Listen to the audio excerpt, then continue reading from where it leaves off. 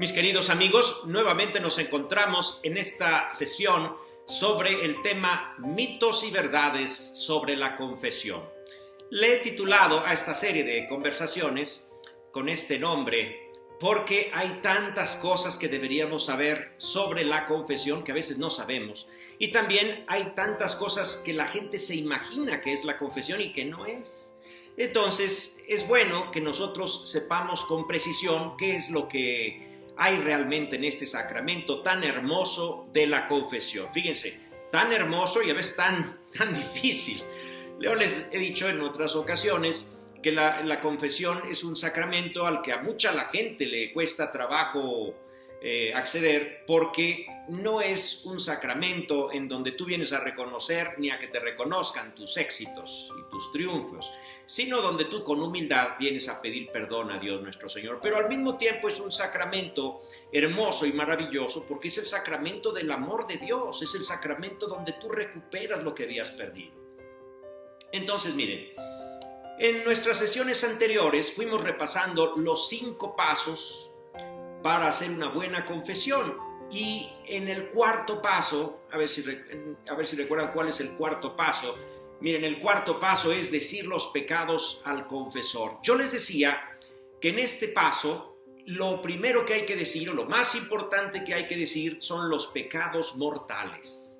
Y entonces a veces las personas me dicen: oiga, padre, ¿y cómo puedo saber cuándo un pecado es mortal y cuándo es venial?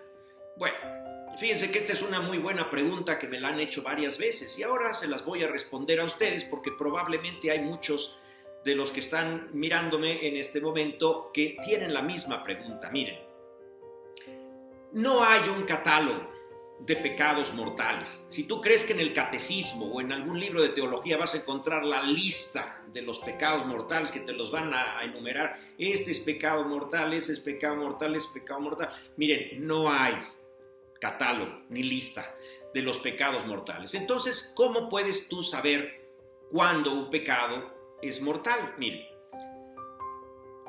para que un pecado sea grave o mortal, se necesita que tenga 3 condiciones. La primera es que haya conocimiento de que eso es malo.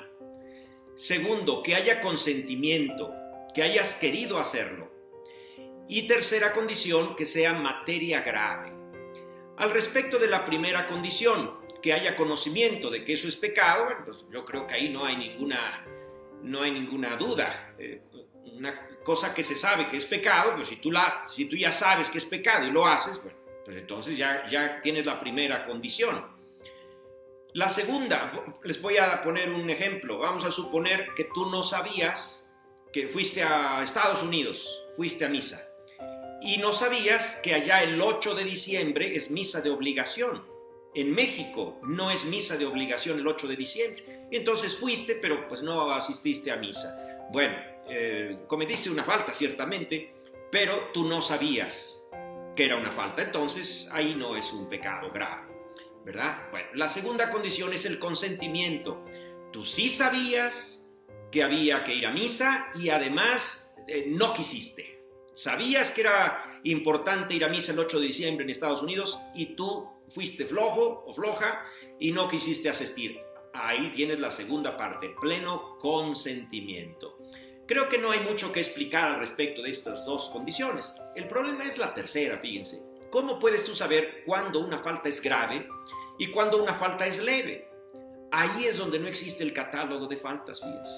¿Cómo puedes tú saber? Miren, lo que tú necesitas saber es cómo es la persona a la que tú estás ofendiendo.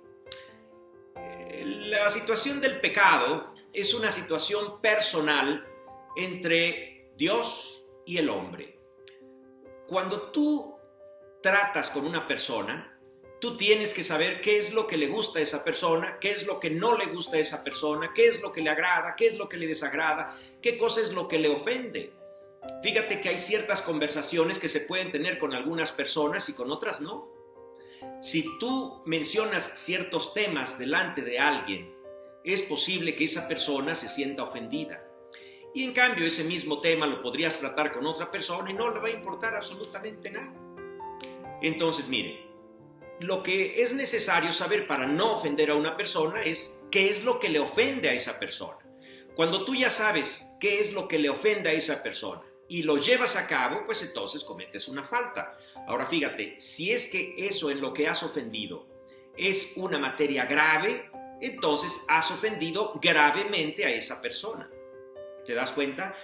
Eso mismo sucede al respecto de Dios. Fíjate que cuando una persona ya sabe que a Dios le lastima seriamente alguna cosa y transgrede ese episodio, esa cosa, pues claro que comete una falta grave. ¿Te das cuenta? Por ejemplo, fíjate, hay personas que no saben o no entienden o no quieren saber la gravedad de faltar a misa los domingos. Yo les pregunto, ¿ustedes saben que faltar a misa los domingos o los días de obligación es una materia grave? Ustedes me dirán, entonces, ¿es pecado mortal? Mira, yo no sé si es pecado mortal. Lo que sí sé es que es materia grave. ¿Por qué no sé si es pecado mortal? No sé si es pecado mortal porque tendría que saber si es que tú lo sabías y si es que tú libremente consentiste. A lo mejor consentiste, pero no libremente. Resulta que estabas enfermo o te tuviste que quedar en casa a vigilar a una persona que estaba enferma grave. Han operado a tu hija y tenías que estar en el hospital acompañándole. Entonces, aunque sí haya sido materia grave faltar a misa el domingo, pero si estabas haciendo un acto de caridad muy importante, entonces yo no me atrevo a decir que ahí hubo pecado mortal. ¿Te das cuenta? Sin embargo, fíjate, haber faltado a la misa sigue siendo materia grave, aunque no haya habido pecado grave. Entonces, fíjate, la materia grave, les estoy diciendo que no depende de un catálogo o de una lista que se haya publicado en donde se diga, estas son las materias graves. Por lo tanto, cuando se falta esta materia es pecado grave. No es así. Fíjate, es necesario conocer a Dios. Si tú quieres saber si has cometido una falta en donde la materia era grave, tú tienes que conocer a Dios. Por ejemplo, les voy a poner un caso muy sencillo. Yo estoy seguro que en muchísimos de los casos de los matrimonios de ustedes, que me están escuchando en este momento, sus matrimonios están bien. Y tú dices, yo no tengo pensado divorciarme, para nada, al contrario, somos una familia feliz y unida. Pero mira, tú que conoces bien a tu cónyuge, tú sabes perfectamente lo que tendrías que hacer para que hoy por la noche tu cónyuge te pida el divorcio. Fíjate, puede ser que tu matrimonio aparentemente está muy bien, pero tú sabes de qué manera podrías ofender gravísimamente a tu cónyuge de tal manera que esta misma noche tu cónyuge te diga, no quiero más estar contigo. O puede ser que sea al revés. Tu cónyuge podría ofenderte a ti de tal manera que tú esta noche le dijeras, ¿sabes qué? Se acabó. Tú sabes que en tu relación matrimonial hay faltas leves y también hay faltas graves. A eso es a lo que nos estamos refiriendo en el pecado. Fíjense que en nuestra relación con Dios puede haber faltas graves y puede haber faltas leves. ¿Cuáles son las faltas graves? Pues mira, cada matrimonio es diferente. En cada matrimonio puede ser que haya algunas faltas que son graves. Yo conozco matrimonios para los cuales ciertas transgresiones significan algo gravísimo y otras transgresiones no. Y en el matrimonio siguiente hay otras transgresiones diferentes que son las graves y otras diferentes que son las leves. Entonces, fíjate, si tú quieres saber cuándo una falta es materia grave al respecto de Dios, lo que tienes que hacer es conocer a Dios. Fíjate que para el conocimiento de Dios te pueden ayudar el mismo sacerdote, el mismo confesor, la Sagrada Escritura, el conocimiento del catecismo, les digo que la dirección espiritual, alguien que te oriente. Miren, conocer a Dios es tarea de todos nosotros, pero solamente hasta que lo conoces en una relación personal, directa, entonces es cuando tú llegas a entender claramente cuando un pecado es grave, porque tú llegas a conocer cuáles son las faltas de materia grave. ¿Te das cuenta? Entonces, fíjate, eso no quiere decir que si tú no sabías que eso era materia grave, no sea materia grave. Puede ser que tú no lo sabías y sin embargo sí has caído en materia grave. Fíjate que puede ser que en tu matrimonio tú nunca le hayas dicho a tu esposa que el día que haga esto acabó el matrimonio de ustedes. Puede ser que no se lo hayas dicho, pero yo creo que hay cosas que ya están asumidas, fíjate. Es que yo no sabía lo que iba a suceder, perdóname.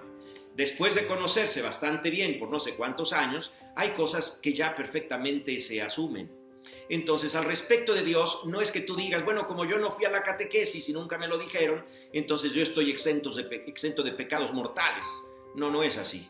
El que ha cometido faltas graves, si es que conoce o no conoce a Dios, de todas formas, son faltas graves. Entonces, miren, eso es al respecto de la materia del pecado grave o el pecado leve.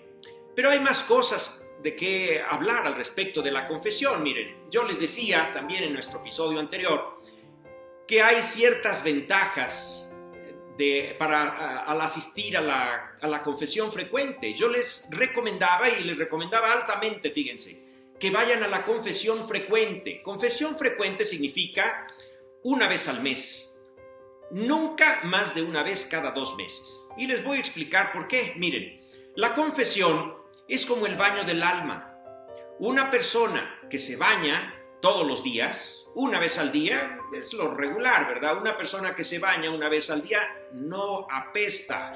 Pero ¿qué tal una persona que dice que no se baña y además hace deporte, hace ejercicio, suda, trabaja y después no se baña y entonces al día siguiente tampoco se baña? Una persona que no se baña un día se acostumbra a su olor y al día siguiente se acostumbra más. Y si después de una semana no se ha bañado, pues ya lleva un acumulado de 7 días. Como se ha ido acostumbrando paulatinamente a su olor, al final de la semana puede ser que diga que no huele feo. Pero pregúntale a todos los demás, a los que están sentados alrededor, van a decir, pero es que no es que huele, es que ruge, es que apesta. Miren, queridos amigos, exactamente lo mismo pasa en la confesión. Una persona que no se va a confesar, es muy fácil que le empiecen a salir los olores. Pero ¿saben cuáles olores? Los olores del espíritu. Una persona que no se va a confesar fácilmente empieza a criticar. Una persona que no se va a confesar fácilmente comienza a juzgar. Una persona que no se confiesa fácilmente empieza a mentir, a engañar, a guardar resentimiento, a ser envidioso o envidiosa, a ser perezoso o perezosa, a no tener interés de hacer nada por nadie, solamente acomodarse en el mundo. Fíjense que estos son los malos olores del espíritu. Y la persona que no va a la confesión con frecuencia, fácilmente estos olores le salen. Y si tú le dices, oye, ¿tú no crees que estás en pecado? Te va a decir que no. No, yo estoy bien, yo no necesito la confesión. Pregúntale al cochino ese que no se baña. ¿Tú no crees que necesitas bañarte? Y dice, no, pues yo creo que yo no me he bañado, pero yo no huelo mal. Fíjate que hay muchas personas así. Entonces, una de las grandes ventajas de la confesión frecuente es que tú siempre tienes un alma limpia, fíjate. La confesión frecuente te ayuda a conservar la gracia de Dios. Me hice mi acordeón por acá, lo estoy mirando. Miren, la confesión frecuente te ayuda a conservarte en la gracia de Dios. Al contrario, la persona que va encerrándose en sí misma es una persona que se arriesga a perder la gracia de Dios. La gracia santificante se pierde con el pecado mortal y una persona puede decir, bueno, yo no tengo ningún pecado mortal. Bueno, la confesión frecuente te ayuda a que te conserves sin pecado mortal y a que te conserves en la gracia de Dios. Si una persona dice que no tiene pecado grave, pues me alegra mucho y le felicito. Pero fíjate que en la medida en que tú empiezas a dejar pasar el tiempo sin la confesión, te pones en riesgo. Entonces, lo que debemos hacer es conservarnos siempre en la gracia de Dios. No estar esperando cometer un pecado mortal para ir a confesarnos. Es muy bueno, aunque solamente tengas pecados veniales, irte a confesar para que nunca permitas entrar en tu vida los mortales. Es necesario desterrar de tu vida absolutamente los pecados mortales. Otra de las ventajas de confesarse con frecuencia es que elimina los malos hábitos. Fíjate, los malos hábitos se forman con la repetición de actos. Yo digo una mentira y luego digo otra y luego digo otra, se me va volviendo hábito. Y hay personas que son malos para mentir, porque nunca mienten. Entonces el día que mienten es el día que los descubren fácilmente. El que miente y no sabe mentir, fácilmente lo descubres. Sin embargo, hay otros que son profesionales. Son estafadores y tramposos porque lo han ensayado tanto que se han convertido en profesionales de la mentira. Entonces, a estas personas les ayuda mucho la confesión frecuente, porque ahí es donde ellos reflexionan, ahí es donde ellos descubren, oye, la vez pasada cometí este pecado y lo he vuelto a cometer y lo sigo cometiendo. Entonces ellos van descubriendo que hay un pecado que especialmente necesitan desterrar, ese mal hábito de la mentira. Entonces la confesión frecuente te ayuda, en primer lugar, porque descubres esos hábitos malos en tu examen de conciencia, y en segundo lugar, porque la gracia sacramental te da una fortaleza especial para desterrar ese mal hábito que tú sabes que lastima tu vida. Además, tenemos también la ventaja de que la confesión frecuente afina la conciencia. Fíjate que una persona que con cierta regularidad se va a confesar va descubriendo más fácilmente esos pecados con los que lastima a Dios, fíjate. La persona que no va a la confesión difícilmente va a descubrir cuál de sus acciones lastima a Dios. Yo les decía que para descubrir cuándo una falta es grave, es necesario conocer a una persona. En la confesión tú conoces a Dios. En la medida en que tú te confiesas, atención, en la medida en que tú te confiesas bien, una buena confesión te ayuda a conocer a Dios. Y entonces tú te darás cuenta que hay ciertos hábitos en tu corazón que debes desterrar. O ciertas actitudes que tú debes adquirir. Fíjate, hay ciertas actitudes que a veces no tenemos y en la confesión nos damos cuenta que debemos adquirir. Por ejemplo, si yo tengo un mal hábito, yo soy perezoso, ese mal hábito no se quita arrancándolo. ¿Saben cómo se ataca la pereza? Con la laboriosidad, con la conquista de la virtud opuesta a la pereza, y la virtud opuesta es la laboriosidad. Entonces, yo me doy cuenta que soy un flojazo, lo que necesito hacer es ponerme a trabajar, y eso yo lo descubro en la confesión frecuente. Fíjate, alguien que se confiesa cada 30 años, o cada 10 años, o cada año, pues es una persona que difícilmente va a afinar su conciencia. Entonces, va a permitir en su conciencia una tal cantidad de pecados. Va a decir, pero si esto no es tan grave, pero si esto no es pecado, pero si esto es lo normal. Miren, hay personas, ustedes podrán reírse, a mí me causa risa. A veces hay personas que vienen a confesarse y les pregunto, ¿cuáles son tus pecados? Y me dicen, no, pues los normales. ¿Cómo que los normales? Ningún pecado es normal. Pero para ellos ya se les hizo normal algo que en realidad no es normal. Ninguna ofensa a Dios es normal. Entonces, la confesión frecuente afina tu conciencia. También la confesión frecuente te ayuda a reconocer la voz del Espíritu Santo en tu vida. Fíjate que al Espíritu Santo hay que escucharlo. La voz del Espíritu Santo habla directamente a tu corazón, es decir, a tu conciencia. Pero en tu conciencia hay otras voces que también hablan. El demonio habla también a tu corazón, y tus pasiones, las tentaciones, todas hablan a tu conciencia y a tu corazón para convencerte de que está bien lo que en realidad está mal, o para convencerte que está mal lo que en realidad está bien. El demonio, tus pasiones, las tentaciones tratan de desencaminarte. Al contrario, el Espíritu Santo constantemente te lleva a la verdad. Entonces, en la confesión frecuente, tú vas descubriendo cuál es la voz verdadera que tú debes seguir. Tú vas descubriendo la voz del Espíritu Santo y aprendes a descubrir las otras voces farsantes que quieren engañarte. Y entonces tú terminas rechazándolas y aceptando la voz del Espíritu Santo. Pero esto solamente lo descubre la persona que está habituada a la confesión. Por eso yo les recomiendo que vengan a la confesión frecuente, para que la voz del Espíritu Santo siempre sea la que rija tu vida. Tú inmediatamente seas capaz de descubrir, esto viene de Dios, esto viene del Espíritu Santo, esto es lo correcto, esto es mi deber. Y entonces tú harás el bien y dejarás de hacer el mal. Fíjense que el Espíritu Santo nos habla en la conciencia, y la conciencia te premia cuando has hecho una cosa buena y te reclama cuando has hecho una cosa mala. La conciencia te reclama porque tú tienes lo que llamamos el remordimiento. Yo creo que todos lo hemos sentido, ¿no? Cuando hemos hecho una cosa que sabíamos que estaba mal y sin embargo fuimos adelante con ello, después sentimos en la conciencia esa amargura que se llama remordimiento. Bueno, eso es exactamente lo que llamamos la voz del Espíritu Santo. Es Dios mismo, el remordimiento es Dios mismo que te habla y te reprende. Pero también el Espíritu Santo, les digo, que te premia. Cuando tú hiciste una cosa que a lo mejor te costó mucho, hiciste un acto de humildad tremendo, pero lo hiciste y sabías que era lo correcto. Y tú sabes en el fondo de tu corazón que has hecho lo que deberías haber hecho y estás en paz. Esa también es la voz del Espíritu Santo. Fíjense que se identifica mucho más fácilmente la voz del Espíritu Santo cuando tú vas a la confesión frecuentemente.